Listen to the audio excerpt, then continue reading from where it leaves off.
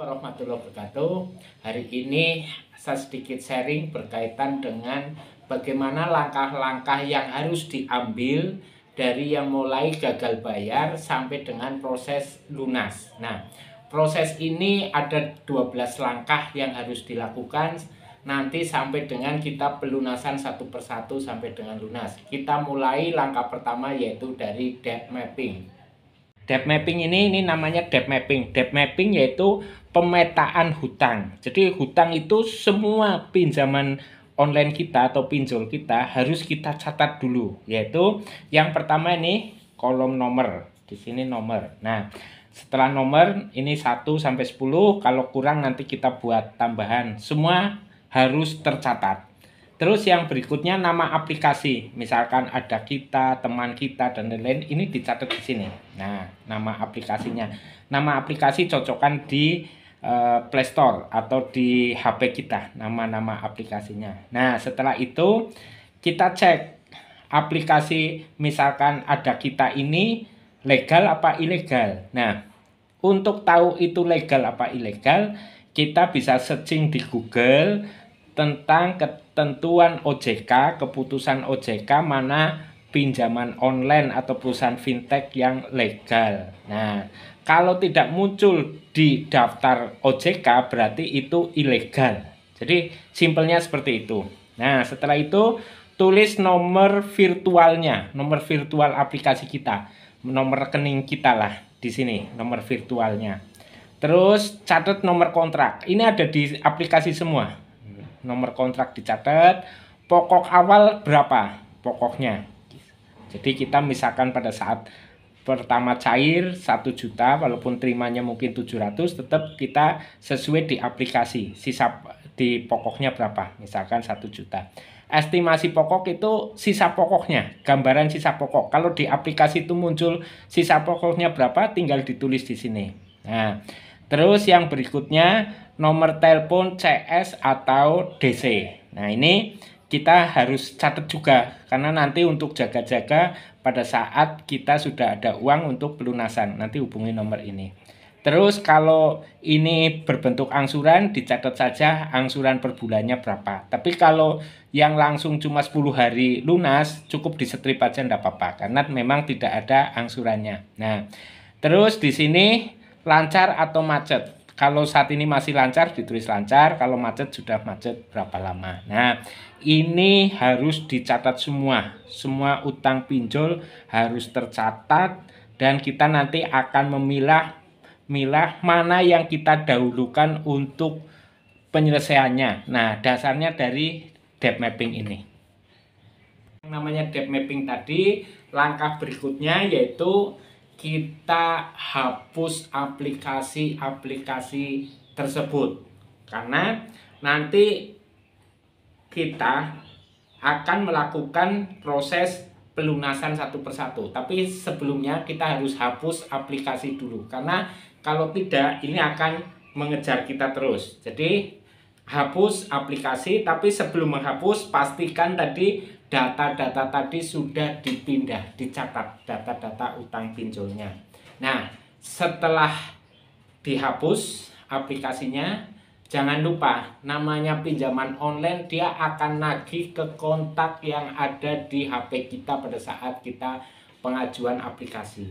Dan nomor-nomor itu berpotensi untuk ditagih oleh pihak pinjol, sehingga kita harus persiapan permohonan permintaan maaf. Nah, nanti bagi yang belum punya kata-kata permohonan maafnya bisa tulis di komentar, nanti akan saya kasih contoh kata-kata permohonan maaf kepada kontak-kontak yang ada di nomor HP kita.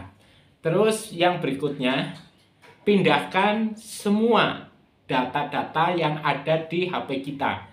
Data, foto, mungkin berkas-berkas yang penting di PDF pindah dulu ke perangkat yang lain. Jadi bisa ke komputer atau bisa ke HP yang lain.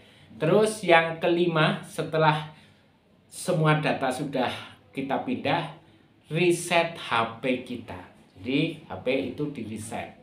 Dengan di reset berarti nanti semua data hilang. Nah, kenapa tadi di poin yang keempat kita harus memindahkan data dulu karena untuk jaga-jaga data penting tidak hilang. Terus poin yang keenam yaitu ganti alamat email. Karena kalau kita tidak mengganti alamat email, kita sudah menghapus aplikasi dan lain-lain, kita masih bisa terkejar oleh mereka. Jadi harus ganti alamat emailnya. Nah, setelah itu poin yang ketujuh, setelah di reset sudah ganti alamat email, kemudian kita pilah-pilah nomor-nomor yang kita masukkan kembali. Jadi nomor-nomor yang penting-penting, nomor keluarga, nomor teman, nomor relasi-relasi bisa kita masukkan kembali. Terus yang berikutnya yaitu di aplikasi medsos kita, Facebook, IG, terus Twitter mungkin di privat. Supaya apa? Supaya kita nanti tidak terkejar oleh debt collector. Nah, sehingga kita paling tidak privacy kita aman dulu.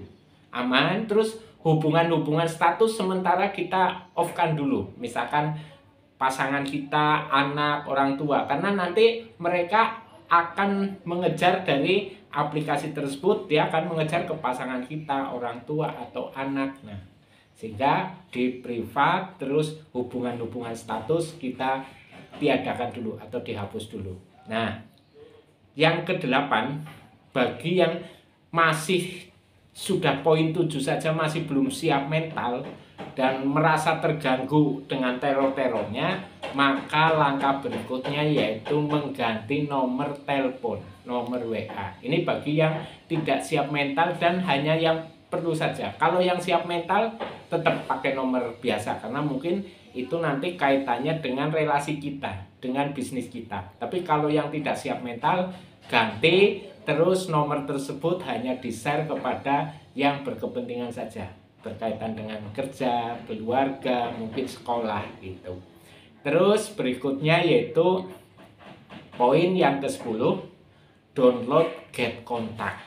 Fungsinya yaitu kita akan tahu siapa yang menghubungi, nanti nomornya kita masukkan ke get contact, sehingga kita akan ketahuan orang-orang yang menghubungi kita. Karena biasanya yang namanya debt collector dan sejenisnya biasanya sudah ditandai di get contact oleh nasabah yang lain, sehingga kita merasa lebih aman.